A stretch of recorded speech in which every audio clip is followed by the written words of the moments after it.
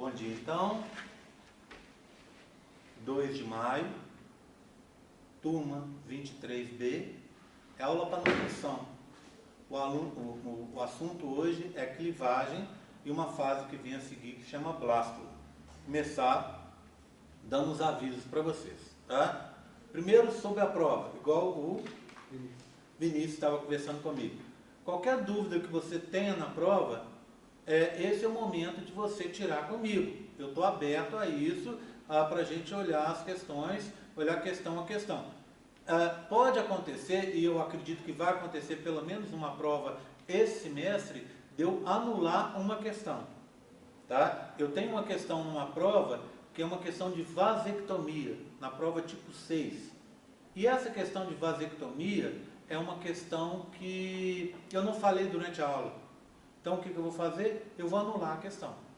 Aí, ao invés da prova ter 12, ela vai ter 11 questões. Eu ponho a nota dela, eu tenho no meu sistema a possibilidade de pôr a nota dela valendo 0, e os pontos são redistribuídos para as outras questões, tudo bem? Então, é o jeito mais justo de fazer. Então, eu vou conferir tudo, ver se está tudo certo, e quem, óbvio, como o Vinícius, como a Priscila aqui mais cedo, como a Isabela, quem tiver dúvidas sobre alguma questão, traz para mim que eu dou uma olhada, tá? Dou uma conferida para a gente solucionar. Eu acho essa posição super bacana, tá? Porque, como eu contei para a Priscila aqui, e eu acho que muitos de vocês estavam aqui na hora, eu sempre, quando fiz as minhas provas, depois da prova, eu sempre fui atrás do professor, para perguntar para o professor aonde é que eu errei. Porque às vezes a gente erra, não sabe onde errou. Nesse caso, que a prova volta para o estudante, fica mais fácil de você olhar, a prova está lá, né? Eu acho que como todo mundo já entendeu, você pode baixar as questões da prova que você fez, ver aonde você acertou e aonde você errou. Como a prova, várias questões, toda vez que eu faço uma prova, eu acrescento novas questões, e como dessa vez eu não tive tempo de conferir questão por questão, pode ter acontecido algum erro. E se acontecer algum erro, eu vou arrumar. Tá bom? Vou arrumar e fica equivalente ao que está ali. Portanto, a nota sua pode dar uma modificada, e aí eu vou avisar antes, né? Vou dar essa modificada na nota, e aí não é para fazer da nota de uma pessoa só que me reclamou, é a nota de todo mundo que vai modificar, né? Mas aí eu acertei a questão de vasectomia. Não interessa, essa questão ela não era para estar ali, ela está ali errada. Então ela vai cair e a prova vai cair para 11 questões. Se você acertou na sorte, na verdade. Então, não é bem assim. Tá certo? Então, eu vou dar uma conferida. Bem, pessoas que ficaram abaixo da média. Essas pessoas têm possibilidade de fazer a recuperação da prova. A recuperação da prova é sem ser esse sábado, no sábado seguinte. Infelizmente é o sábado daquela semana do Dia das Mães, tá? A gente já tinha marcado isso antes e não tem, ainda mais sendo uma prova de recuperação, não tem como mudar a data, tá? Eu também tenho mãe, gente, eu não vou estar com a minha mãe, tá? Eu já tive agora no feriado com ela e não vou estar com ela no Dia das Mães por causa...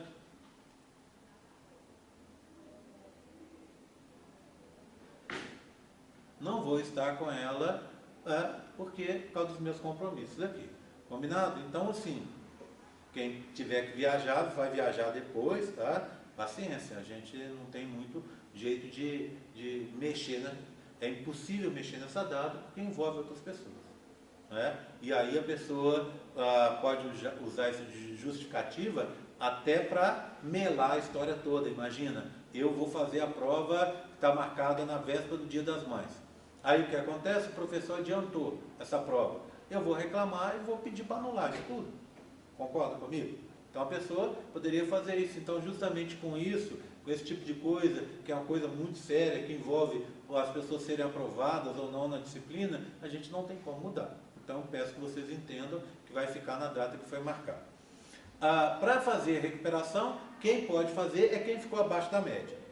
Tá? E aí, para fazer a recuperação, só relembrando, tem que fazer o questionário, que já está lá disponível, até provavelmente, eu acho que até quarta-feira da semana que vem, e tem que fazer os esboços dos desenhos. dos modelos. Tem que vir aqui na presença da monitora e fazer o esboço, pegar cada modelo desse e fazer um desenho no papel na frente dela e explicar o que é o que, né? A área tal é isso, a área tal é isso, a área tal é isso, e dando a cor. Não precisa colorir, mas você tem que dar a cor. Amarelo é essa parte, vermelho é aquela outra, azul é aquela de lá. Bem, isso tem um objetivo, não é feito ao acaso. Isso é para as pessoas que tiraram uma nota ruim terem tempo, terem uma possibilidade de estudar melhor a matéria. Eu sei que às vezes a pessoa tirou uma nota ruim porque não estava no dia bom, porque ficou meio enrolada na hora da prova, tá? Mas isso eu acredito que é o menos comum. O mais comum, você sabe muito bem disso, é a pessoa que não estudou o suficiente para a prova. Então a pessoa vai ter uma nova chance, essas 2 semanas, para poder estudar melhor, para poder tirar um resultado melhor do que ela havia tirado. Tá? E é substitutiva e é uma prova optativa. Optativa é o quê? Faz quem quer. Eu estou com 58, eu preciso fazer? Não. Você quer fazer? Pode fazer. Aí eu acho que 58 é pouco para mim, posso fazer? Pode. Tá? E aí qual nota que vai valer? É substitutiva. Se você tinha 58 e fez a prova e caiu para 30, problema teu. Você fez a prova 58 e ficou com 100, parabéns para você, é a sua nota. Combinado? Então, a gente fica combinado dessa forma. Tem uma data para mandar o questionário e mandar os esboços. Essa data não é alterada. E para mim, não tem jogo com isso. Pessoa chegou no dia da prova e não fez, a gente vai ter uma lista de quem pode, as meninas, as monitoras me mandam uma lista e eu confiro. Na hora da prova, eu olho.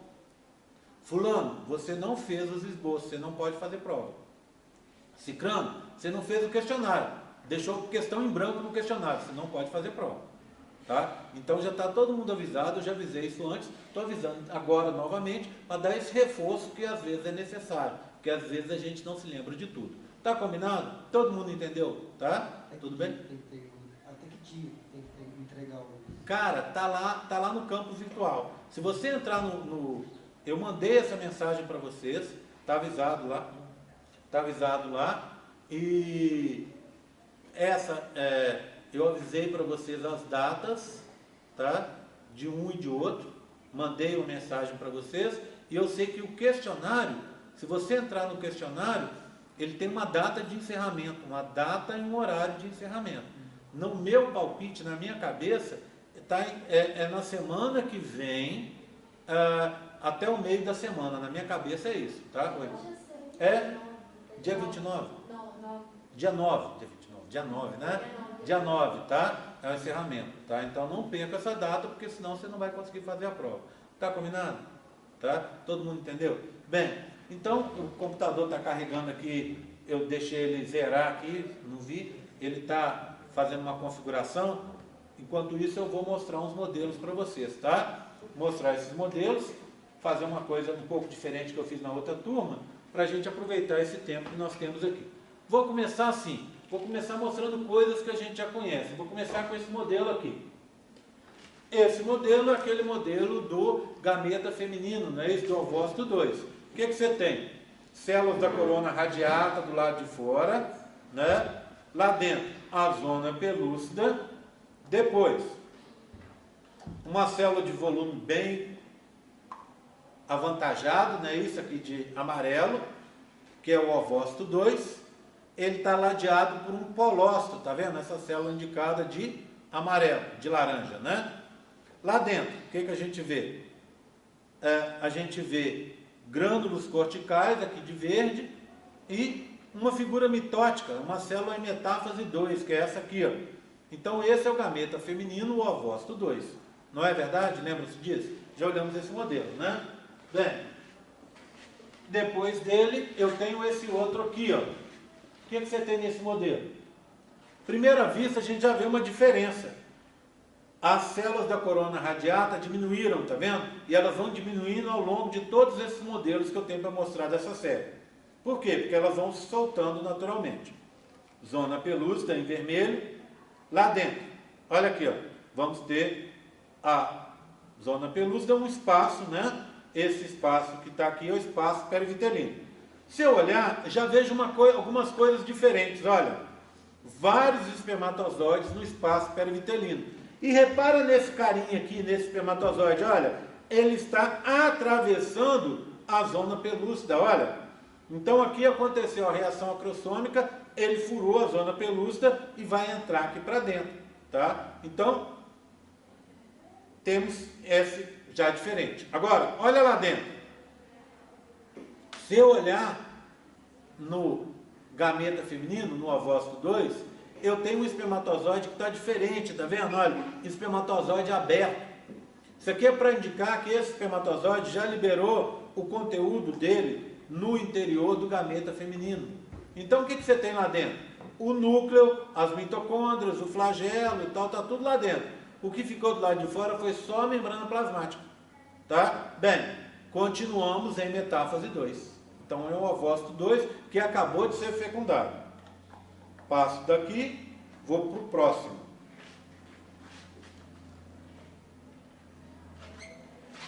Vou pegar esse de cá. O que é que nós temos nesse aqui? Diminuíram as células da corona radiata. Tudo bem, já vimos isso, né? Zona pelúcida, olha, já temos dois polócitos, olha, o polócito 1 que é o laranja e o polócito 2 que é o azul. Mais uma vez lembrando, mesma haploidia, quantidade, concentração diferente de DNA. Lembram disso, né? Polócito 2 é resultado da meiose 2, onde tem separação de homólogos. Polócito 1 tem cromossomos duplicados. Desculpa, vamos voltar? Polócito 2 se forma na segunda divisão da meiose, onde tem separação de cromátides irmãs. Né? Então aqui você tem 23 cromossomos, espécie humana, 23 cromossomos, cada um com uma cromátide. Aqui você tem 23 cromossomos, o laranja, 23 cromossomos, cada um com duas cromátides. Então o laranja tem o dobro da quantidade de DNA do que o azul. Ok? Lá dentro, olha o que você tem. Dois pronúcleos, o masculino e o feminino. Então esse é o conhecido como óvulo, né? Então aqui nós temos um óvulo. Passar para cá. Pegar o próximo. O que você vai ter aqui, ó? Nesse próximo. Ó, acabou de ligar. Diminuíram as células da corona radiata, a zona pelúcida está aqui. Pronto. Polócito 1 e polócito 2. Lá dentro. Está tendo singamia ou cariogamia, tá vendo? Os pronúcleos masculino e feminino estão se juntando num só, virando uma coisa só. Tá? Então, esse é o modelo da singamia ou cariogamia, que eu expliquei para vocês mais cedo. E eu tenho um último agora, que é o modelo do zigoto, não é? Então, ó, menos células de todos aí, da corona radiata, zona pelúcida, abro, o zigoto está aqui em amarelo, ele está ladeado pelos dois polócitos, polócito 1 e polócito 2, não é isso? Lá dentro, um pronúcleo só. Como tem uma estrutura só, a gente não vai chamar mais de pronúcleo, a gente vai chamar de núcleo. Pronúcleo é quando você tem 23 cromossomos. Pronúcleo seria um núcleo haploide, vamos dizer assim. E aqui é o quê? É um núcleo de verdade, é o núcleo do zigoto com, na espécie humana, 46 cromossomos. Tudo bem? Tranquilo? Tá? Ok. Dito isso, eu vou passar esses modelos. Nós vamos fazer o seguinte, deixa eu ver se eles cabem aqui. Vou deixar esses modelos aqui. Cabe. Já tiraram da circulação aqui.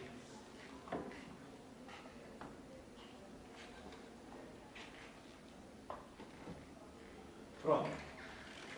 Bem, a seguir vamos falar do que eu estava falando lá mais cedo, que é o tal do processo da clivagem. Conforme eu disse a vocês, existem dois tipos de clivagem, tá? A clivagem que a gente chama holoblástica e a clivagem que a gente chama meroblástica. Deixa eu carregar aqui.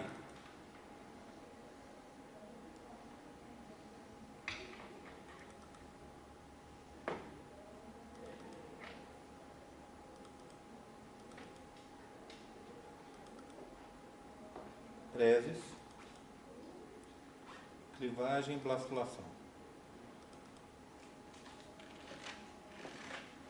Pronto. Bem, clivagens holoblásticas são aquelas clivagens completas, que vão dividir o zigoto inteiramente. E as meroblásticas são as incompletas, em que a clivagem vai acontecer só em parte do zigoto, tá? E em parte depois do embrião, tá? Do embrião em clivagem. Acho que eu abri o errado, tá vendo? Abri mesmo. Não, isso mesmo. Espera aí mesmo.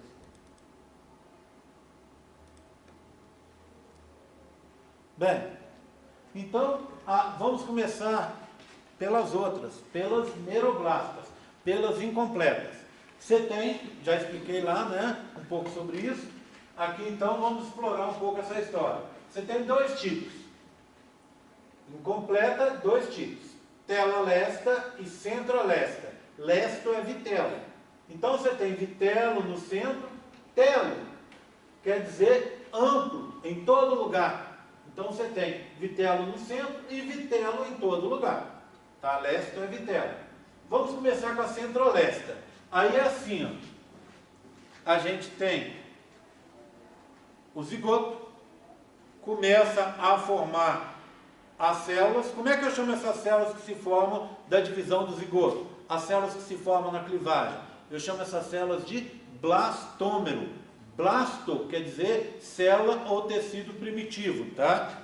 Então, blastômeros.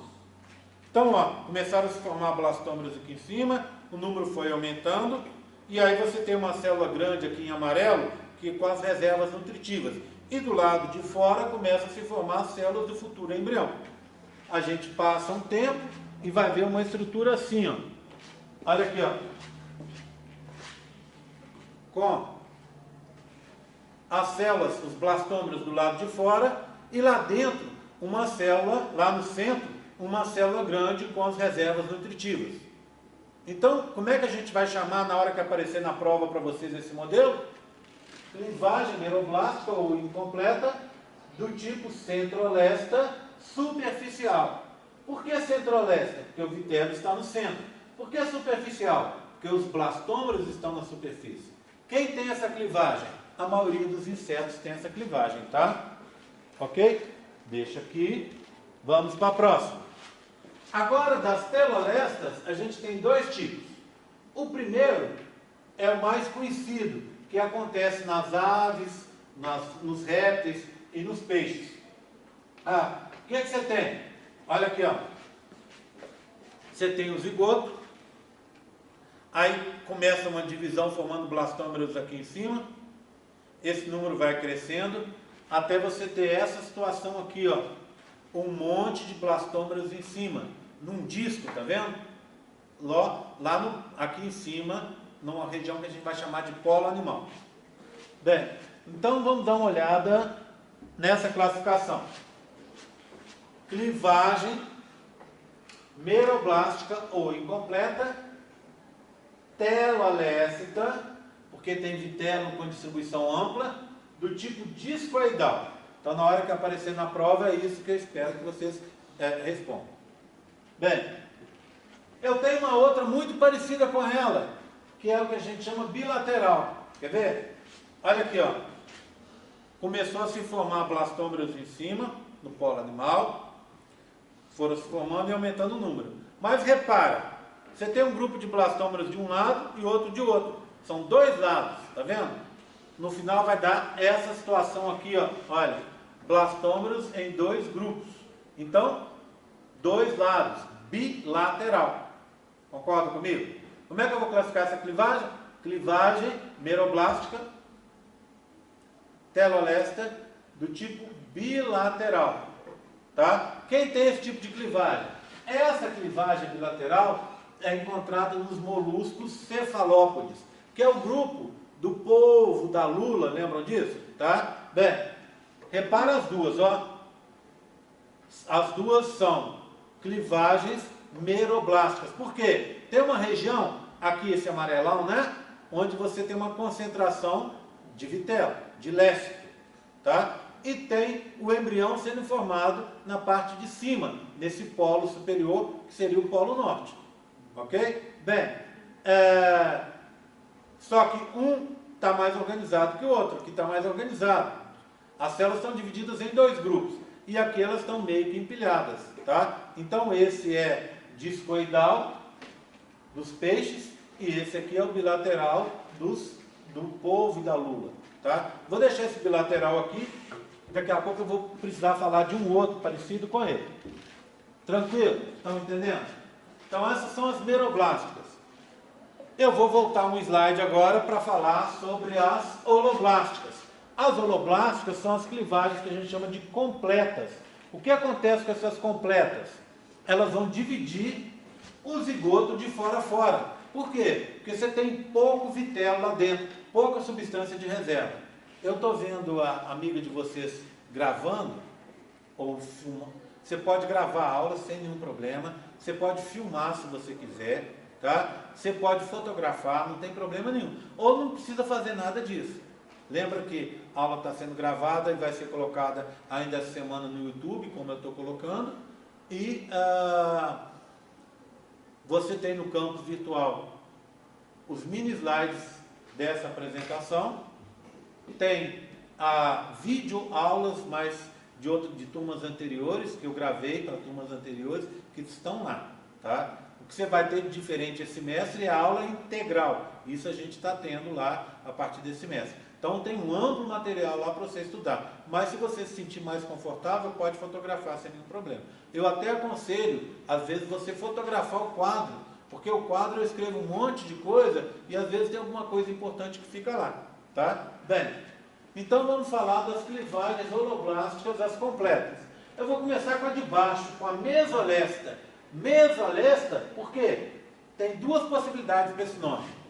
Meso é meio, metade, tá? Lesta é vitelo. Então ela se chama mesolesta porque o vitelo, as reservas ficam na metade de baixo. Outros autores dizem ao contrário, que ela se chama mesolesta porque ela tem uma quantidade mediana de vitelo. Nem tão pouco quanto nessas isolestas, nem tanto quanto naquelas meroblásticas que a gente acabou de ver, tá? Bem, essa clivagem mesolesta, ela acontece nos anfíbios, tá? Vamos dar uma olhada nela? Você tem ela assim, ó. Cadê ela? Essa aqui, tá? Bem, começa assim, um zigoto que se divide. Então você partiu aqui, ó, fez um raio, ó, puf, partiu ele no meio. Depois você vem, pá, parte de novo. Um outro corte radial, de fora a fora, tá? Aí depois você vem e corta aqui em cima, ó, também de fora a fora. Mas esse corte de cima não é centralizado, é como se você estivesse cortando a tampinha de uma laranja. Então o resultado vai ser esse aqui, ó, células grandes embaixo e células pequenas em cima. Repara numa coisa, cada célula é empilhada em cima da outra, tá vendo? Ó, tá vendo essa de baixo? Uma célula grande. A gente pode chamar essa célula de baixo de macrômero, célula grande. E essa de cima, micrômero. Então as células de cima, os micrômeros, são empilhados em cima dos macrômeros. Ou a gente pode dizer que embaixo é o polo vegetativo. E essas pequenininhas, a tampinha da laranja, seria o polo animal. O embrião vai se formar aqui no polo animal. Polo vegetativo vai formar outras estruturas que são importantes para o desenvolvimento do embrião, mas que não vão fazer parte do corpo dele. Tá? Isso aqui é muito estudado em embriologia. Grande parte dos estudos de embriologia que a gente vê aí são feitos em 3 bichos, em 3 organismos. Ou em xenopes leves, que é uma rã africana, então, esse tipo de clivagem. O anfioxo, que é essa clivagem aqui de cima. Anfioxo é um protocordado, ou seja, é um animal, é um cordado. Lembra por que é cordado? Porque ele tem a notocorda, né? Ele vai ter a coluna que depois vai ser o eixo de sustentação. No nosso caso, né, essa notocorda é substituída pela coluna vertebral. No caso do anfíoxo, ela vai permanecer como eixo de sustentação, como a coluna dele, tá, entre aspas. Então, muitos estudos são feitos com anfíoxo, esse tipo de clivagem aqui de cima. Outros estudos são feitos com os equinodermas aqui também, ó, tá? Principalmente com o ouriço do mar. Então são 3 grandes organismos utilizados para a maioria dos estudos: anfíoxo, equinodermas, ouriço do mar, e a rã Xenopus leves. Então grande parte do que a gente conhece hoje de embriologia vem desses organismos. Você deve estar pensando, ué, mas por que não estuda humano? Por razões éticas. Você não pode estar destruindo embriões humanos aí, concorda comigo? Você vai estar destruindo uma vida, tá? Bem, eu vou guardar esses pequenininhos e vou pegar esse aqui, ó. Então, como é que você classifica? Clivagem holoblástica, mesolesta, do tipo radial, porque corta fazendo raios, de fora a fora. São cortes radiais. Vou deixar ela aqui também, tá? Aqui do ladinho. Daqui a pouco a gente vai precisar dela de novo. Agora eu vou falar das clivagens dos outros. São 4 tipos, tá vendo? Só que esse aqui, ó, eu vou ver em modelos separados, que são as clivagens humanas, tá? Então nós vamos ver esses 3 tipos, radial, espiral e bilateral, e deixamos para ver as humanas nesse monte de modelinhos que a gente está aqui. Aí a gente já começa a se encaminhar para o final da aula. Bem, clivagem holoblástica, porque corta de fora a fora. Gente, olha o tanto de erro que esse computador está dando, olha. Olha lá. Está judiando hoje, hein? Então, clivagem holoblástica isolesta. Por quê? Lesto é vitelo. Iso, igual. Vitelo, pouco vitelo, distribuído de forma igual. Não existe mais vitelo no local do embrião do que do outro, tá? Não existe mais vitelo no local do zigoto do que do outro, certo? A primeira é essa aqui, ó, que é a clivagem isolesta do tipo radial. Deixa eu pegar para vocês para a gente entender. Tá ela aqui, ó. Olha, começou assim, o zigoto, aí partiu no meio, raio, fora a fora, ó. Tá? Cortou em 2. Aí veio e cortou de novo aqui, ó. Cortou em 4. Tá? Aí depois vai vir e vai cortar aqui, ó. De fora a fora. Fazer um outro corte aqui, ó. No meio certinho. Virou 8. 4 em cima, 4 embaixo. Tá vendo? Cortes radiais. Então era radial. Tá? Eu tenho as células de cima do mesmo tamanho das de baixo. Olha aqui a diferença, ó. Olha, compara as duas. Essa é mesolesta. Essa é isolesta radial. Tá vendo? Aqui fez como se fosse uma tampinha de laranja. E aqui as 8 células têm o mesmo tamanho, o mesmo volume. Tá? Tudo bem? Guardaram isso? Eu vou deixar essa aqui agora e vou guardar essa para lá. Tá? Então, quem tem esse tipo de clivagem?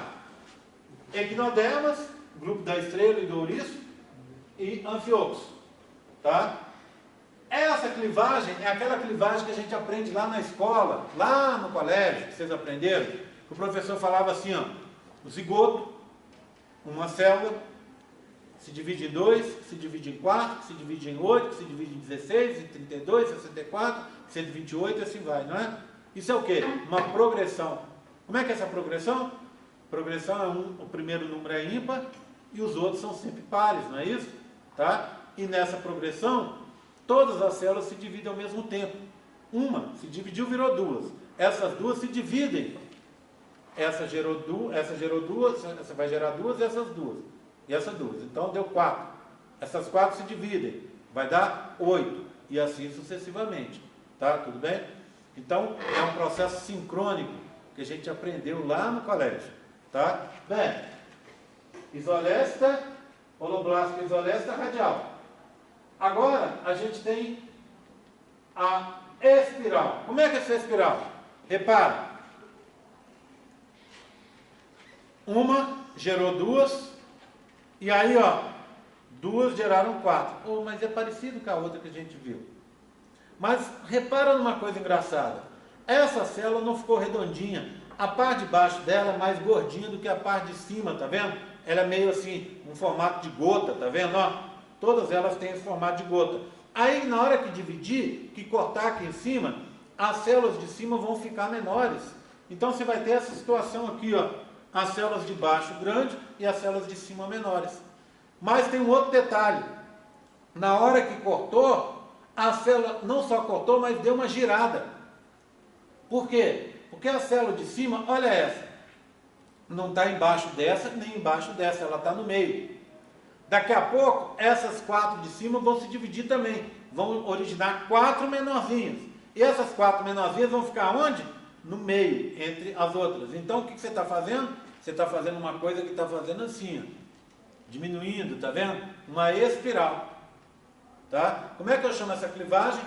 Clivagem holoblástica isolesta do tipo espiral. Quem tem essa clivagem?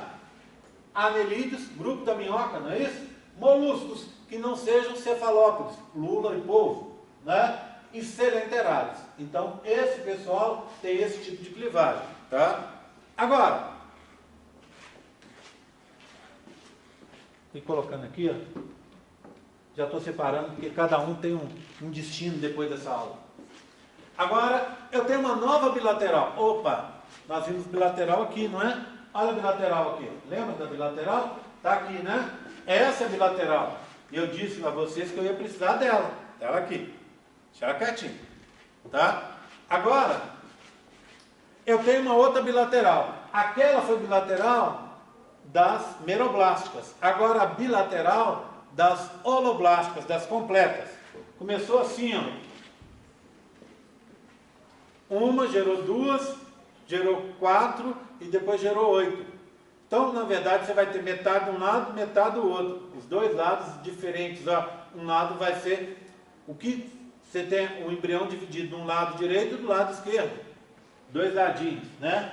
2 ladinhos, um espelho, uma representação especular no espelho do outro, né? Então você tem um lado direito e o lado esquerdo. Olha lá, células aqui e células aqui. Embrião dividido em 2 lados. Ah, eu tinha isso aqui também. Claro, por isso as duas são bilaterais, tá? Mas aqui eu tenho um montão de células, eu tenho uma célula gigante embaixo com reserva nutritiva. E aqui? Não tem. Tá? Eu tenho dividido em 2 lados, mas eu tenho células de tamanho diferente? Tem. Mas nada que seja claramente um indício de que eu tenho um local para reserva desses nutrientes. Então, essa é a bilateral das meroblásticas e essa é a bilateral das holoblásticas. Então, na hora que aparecer esse aqui, o que eu vou dizer? Clivagem holoblástica isolesta do tipo bilateral. Quem tem essa clivagem? Um grupo de organismos protocordados também, marinhos, que são os chamados tunicados. Esse tal de tunicado são uns bichinhos muito bonitinhos, lindos por sinal, que vivem em... você encontra eles principalmente em corais. Então são organismos que habitam corais. Só que eles são engraçados porque eles são sésseis e fixos. Paradinhos, né? Séssil e fixo é a mesma coisa, desculpa. Eles são sésseis e praticamente imóveis. Então o que acontece com eles? Você vai olhar e eles parecem, lembram muito plantas. Então você vai olhar e falar assim, aquilo é uma planta, aquilo não é um animal. E é um animal. Tá? Esse grupo então é o tal dos tunicados. Então quem tem clivagem bilateral isolesta são os tais dos tunicados. Desse modelinho que eu mostrei para vocês. Toma cuidado, hein? 2 radiais, ó. Uma radial nas isolestas, aquele do anfioxo, são as 4 células, as 4 de cima iguais às 4 de baixo.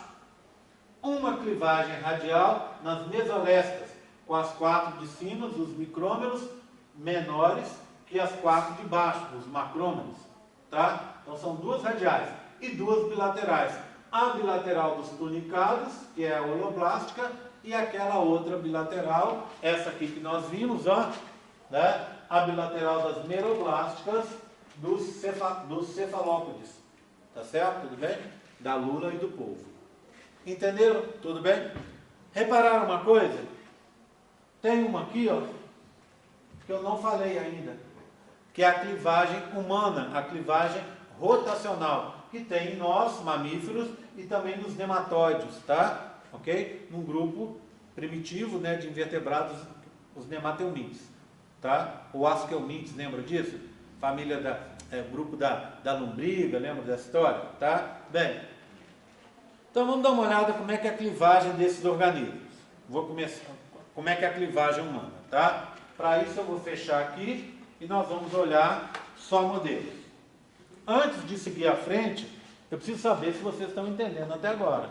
Se alguém tem alguma dúvida que eu possa ajudar, está tudo tranquilo, tá? Posso seguir? Bem, então vamos lá, hein? Olha, o que eu tenho aqui? Um zigoto. Os dois polócitos estão aqui. Chama polócito porque fica no polo. Então eu posso considerar isso aqui como se fosse um globo terrestre, vamos dizer, e esse aqui seria o polo norte, aqui embaixo o polo sul, e essa região aqui do meio seria o Equador, concorda comigo?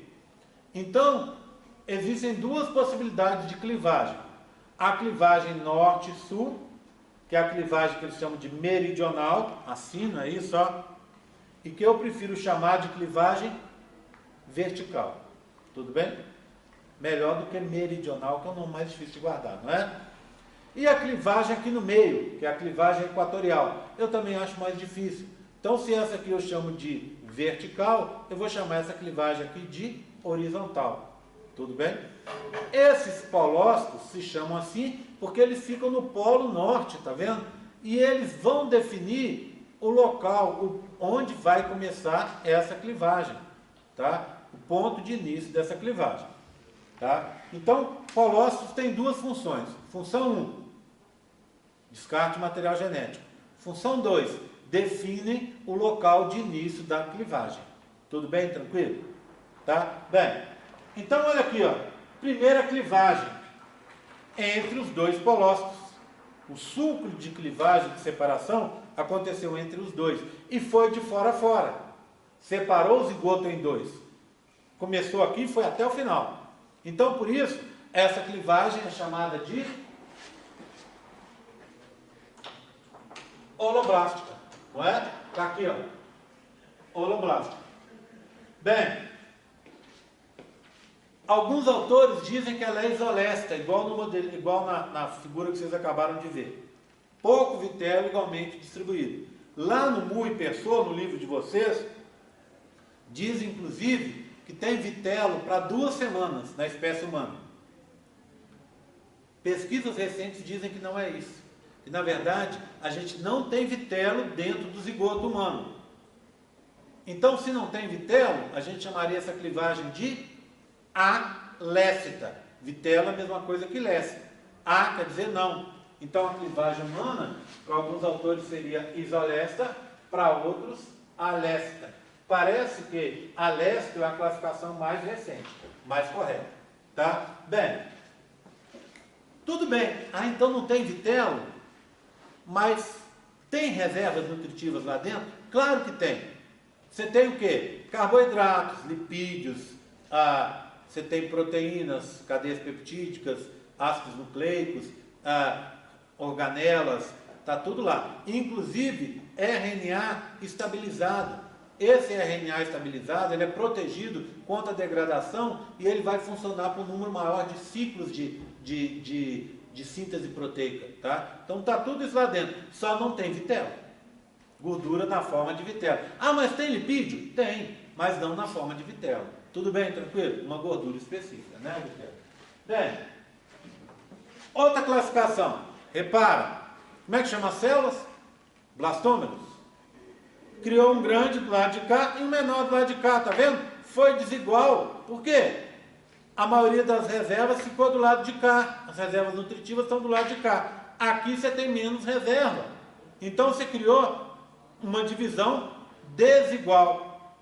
Então, uma outra classificação humana, da clivagem humana, ela é chamada de desigual, pode também ser chamada de quase igual ou de subigual, tá? Porque você cria células de tamanhos, de volumes diferentes, cria blastômeros de volumes diferentes. Tudo bem? Tranquilo? Bem, podemos seguir? Todo mundo acompanhando? Tá? Deixa agora eu contar para vocês, mostrar a próxima clivagem, para a gente entender porque ela é assincrônica. Vamos lá. Tenho aqui, ó. Tá vendo a primeira clivagem pontilhada aqui? A gente diz que essa clivagem, ela serve para estabelecer o eixo. O que eu quero dizer com isso? Quero dizer que a partir da segunda clivagem, eu não vou mais me importar com essa. Eu vou olhar clivagens que vão acontecer do lado direito e comparar com as clivagens que vão acontecer do lado esquerdo. Essa serviu só para estabelecer o eixo inicial, para separar o embrião em duas partes, tá? O zigoto em duas partes. Tudo bem? Então a clivagem inicial que estabeleceu o eixo está aqui, ó. Tá? Aí o que você vai ter? A próxima clivagem aconteceu no blastômero menor e foi vertical. Então o que você tem aqui agora? 1, 2, 3 blastômeros. Ou seja, esse blastômero menor não se dividiu ao mesmo tempo que o blastômero maior. Então, o que você teve? Não foi um processo sincrônico, igual acontece no ofioxo que eu contei para vocês. Uma gera 2, 2 gera 4, 4 gera 8, 8, 16. Aqui você tem números ímpares de células sendo formadas, números ímpares de blastômeros. Por quê? Porque a clivagem não acontece ao mesmo tempo. Tá? Então, se no ofioxo ela é sincrônica, aqui na espécie humana ela é assincrônica. Ok? Assincrônica. Agora, uma última classificação. Para falar dessa última classificação, eu preciso, que é a rotacional, eu preciso agora que todos vocês parem de copiar, prestem atenção, porque essa parte é um pouco mais complicadinha. Não é complicada não, mas tem que estar prestando atenção, senão não faz sentido. Olha aqui, me acompanhe. A primeira está aqui para estabelecer o eixo, a pontilhada, concorda? A segunda foi aqui, ó, horizontal, vertical, no blastômero menor. A terceira está do lado de cá, ó, horizontal no blastômero maior. Vamos fazer a quarta? Então, primeira, segunda, terceira. A quarta, então, começou desse lado, pula para o outro lado. Está vendo que eu falei que o eixo estabelece os dois lados? Então, sempre num lado, como os lados têm tamanho, volume diferente, não vão acontecer as clivagens no mesmo, dos dois lados ao mesmo tempo. Essas células aqui, ó, vão ser um pouco maiores até chegar na mórula, tá? Que a gente vai falar em seguida. Então, o que vai acontecer? Acontece aqui, depois de cá. Depois acontece aqui, depois de cá. Então, você vai pulando de um lado para o outro do eixo, porque elas têm volume inicial diferente. Bem, então aqui era vertical, do outro lado foi horizontal. Poderia desse lado ter sido vertical também, ou dos dois lados ser horizontal, tá? Não é isso que vai fazer ela ser chamada de rotacional. Mas olha aqui, ó. Então foi assim, vertical e horizontal. Ou seja, meridional e equatorial, não foi? Na hora que sair daqui e voltar para o lado de cá, se aqui foi vertical, agora vai ser horizontal. Se aqui foi horizontal, na hora que voltar para o lado de cá vai ser vertical. O que você está fazendo? Toda vez que você retorna ao lado do eixo, você muda o plano. Se foi vertical, vai ser horizontal. Se foi horizontal, vai ser vertical. Então, o que você está fazendo? Rodando, rotacionando.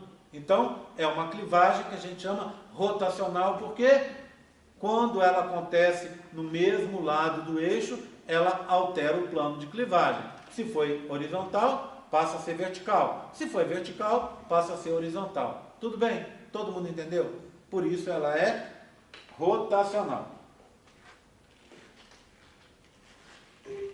Bem, oi, pergunta. Essas células ficam unidas depois de divididas? Elas ficam presas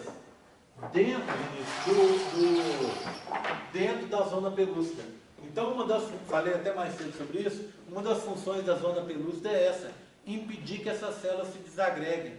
Elas vão se unir daqui a pouco, na próxima etapa que eu vou contar para vocês, que é a fase de blástula, tá? Guarda só um pouquinho que você vai entender. Bem, em seguida, a gente entra na tal da fase da mórula. Mórula é uma coisa que a gente aprende também no colégio, não é isso? O que vem a ser a tal de mórula? Mórula é aquela massa compacta de células, né, formadas durante a clivagem. Aqui, ó, eu tenho uma mórula humana aqui, ó. Então, na mórula humana, você tem 8 células em cima e 8 embaixo. Na verdade, 16 células. Tá? Uma massa compacta, ó, sem espaços lá dentro. Essa seria a mórula. A mórula humana se forma a partir de 16 células. A mórula no rato, ela se forma a partir de 100 células. Por que tem diferença? Vocês têm ideia? Deixa eu explicar para vocês o motivo. Lembra quando eu falei na aula de duas coisas que são utilizadas, dois mecanismos que são utilizados para controlar a divisão celular? Um é a inibição por contato. Uma célula, ao se encostar com a outra, se ela for uma célula normal, ela para a divisão, porque o glicocálice da outra atrapalha. Segundo, a tal da razão entre o volume do núcleo e o volume do citoplasma. Lembra? Volume do núcleo 10% do volume celular, volume do citoplasma 90%. A célula acabou a inibição por contato, ela começa a crescer. O citoplasma cresce, o núcleo não. Então daqui a pouco o citoplasma passa a ser 92, o núcleo 8. Citoplasma 93, o núcleo 7. Citoplasma 94, o núcleo 4, o núcleo 6. Aí dispara um reloginho interno, um aviso interno dizendo, pode dividir. Tá? É um indício porque seu citoplasma cresceu de forma suficiente para você servir componentes para duas células filhas. Não é assim que funciona? Bem, agora pensa no ovócito 2, depois no óvulo, depois no zigoto. Células enormes, as maiores células em volume do corpo humano. Elas são visíveis a olho nu, para vocês terem uma ideia. Então elas têm muito componente lá dentro, muitos componentes. E o núcleo é pequenininho. Então a relação entre o volume do núcleo e o volume do citoplasma está muito a favor do citoplasma. Então ela já tem essas informações para ela se dividir direto. Ela não precisa crescer para se dividir. Ela vai só se dividindo. Não tem as fases G1 nem G2. Contei isso hoje na aula de manhã cedo, não é? Só que ela vai diminuindo, diminuindo, e o volume do núcleo, que vai sendo mantido constante, vai crescendo em termos proporcionais cada vez mais, porque o citoplasma vai ficando menor. Concorda comigo? Até chegar na fase de mórula. O que acontece na fase de mórula? A razão entre volume do núcleo e volume do citoplasma foi restabelecida. O que eu quero dizer com isso? Quero dizer que a partir de agora, os núcleos estão equivalendo a em torno de 10% e o citoplasma 90%. Beleza. Mas o que isso significa? Significa que nas próximas divisões, então não para em mórula? Claro que não. Eu não vou parar um embrião com 16 células. Concorda comigo? Então, continuam tendo divisões, mas a partir de agora elas são mais lentas. Por quê? Porque, obrigatoriamente, G1 e G2 retornam. Tá? A célula vai ter que crescer para poder se dividir. Então, por isso que a gente fala tanto dessa tal de mórula. Tá certo? Tudo bem? Aqui, por exemplo, ó, eu tenho uma mórula com 16 células. Tá? E aqui eu tenho uma mórula com muito mais do que isso, tá vendo? Também mórula, massa compacta. Concorda comigo? Massa compacta de células, de blastômeros. Tá? Tudo bem? Tranquilo? Tá? Agora, para a gente encerrar. Quantas células você tem no seu corpo?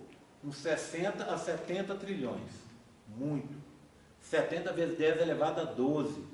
Um número enorme, enorme, enorme. E todas vivendo em harmonia, não é? Se não tiver harmonia, vem a doença, vem o câncer, não é? Bem, essas células estão subdivididas em grupos. Você tem 242 tipos celulares diferentes no nosso corpo, descritos até hoje. Pode ser que venham sendo descritos mais tipos aí, claro, né? Em 70 trilhões tem muita coisa para conhecer, não é verdade? A gente conhece muito pouco. Não, mas quer dizer que isso aí de fisiologia, que a gente aprende biologia celular, biologia molecular, não está tudo estudado? Claro que não, você tem muito mais coisa para aprender e estudar. Concorda comigo? Tá? Bem, então são 242 tipos celulares que eu conheço, que a gente conhece. Bem, o que você tem? Você começou com uma célula, o zigoto, e vai para 242 tipos. O que aconteceu? Em 70 trilhões. Mitose, para multiplicar, e diferenciação, para um tipo ficar diferente do outro. Pensa bem, hemácia, célula muscular estriada esquelética, queratinócito na pele, neurônio, todas as células bem diferentes umas das outras. E, apesar disso, internamente elas têm o mesmo material genético. Então, como é que você faz uma célula diferente da outra? Fazendo leitura diferencial. Você vai ler o DNA de alguns genes, e não vai ler na outra, e assim sucessivamente. Então, elas ficam diferentes entre si. Concorda comigo? Tá? Não estou falando nada demais.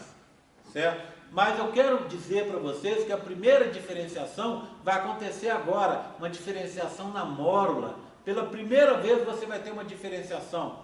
E quando diferenciar, o embrião vai mudar de fase.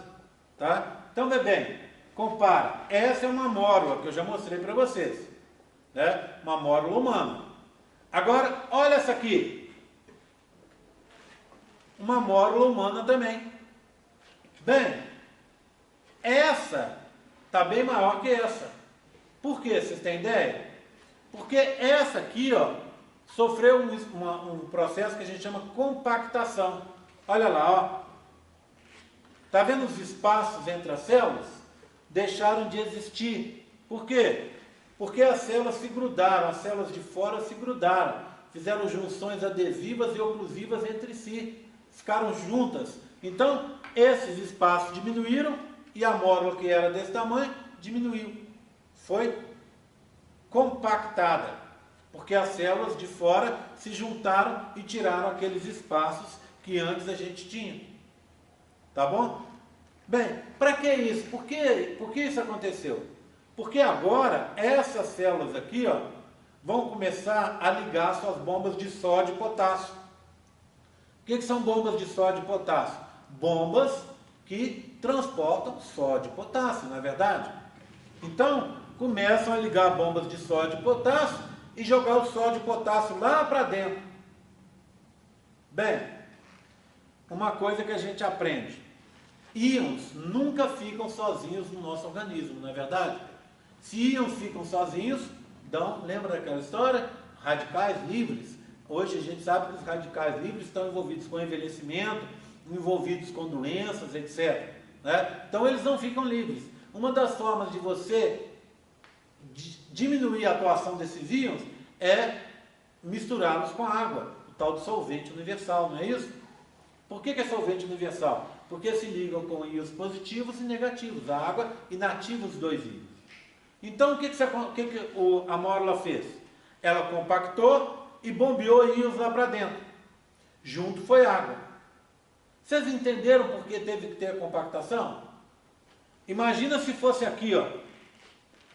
Eu não compactei, joguei íons lá para dentro e junto foi água. O que acontece? Os íons e a água iam sair pelos buracos. Então não ia adiantar nada. Então, na hora que compactou, pôde-se jogar íons lá dentro e junto foi água.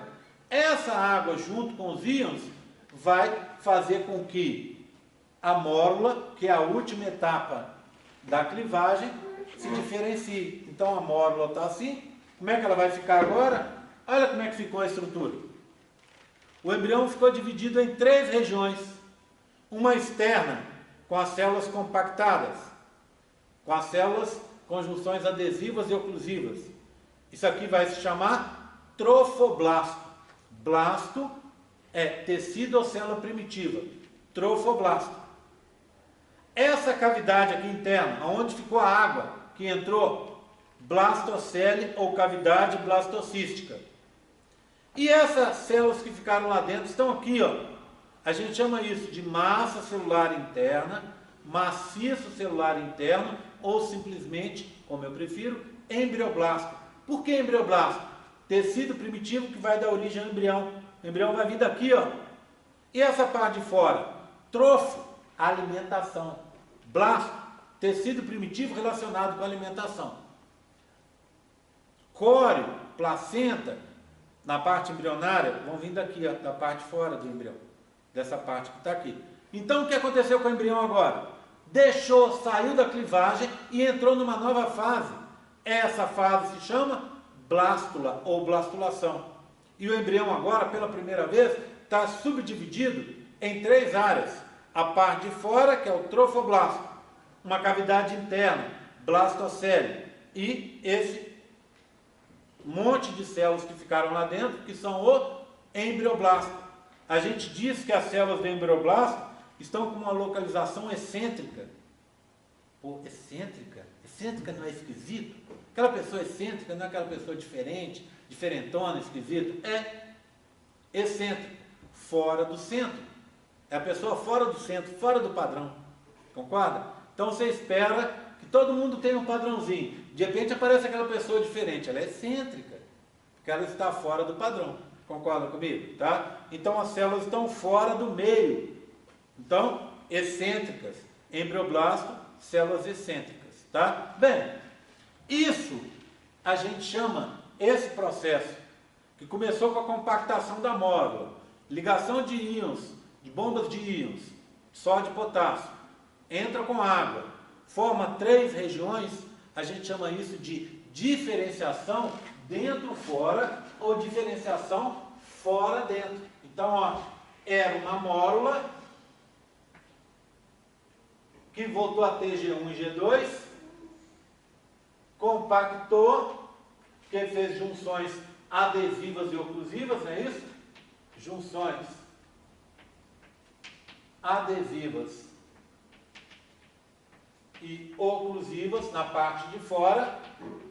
Aí ela pôde ligar bomba de sódio e potássio, ativação de bombas de sódio e potássio, sódio e potássio. Hoje eu escrevi o contrário aqui, aí deixei para lá, a preguiça deixou bombas de potássio, sódio, tá? Aí quando ativou, bombeou íons para dentro, junto foi a água, tá?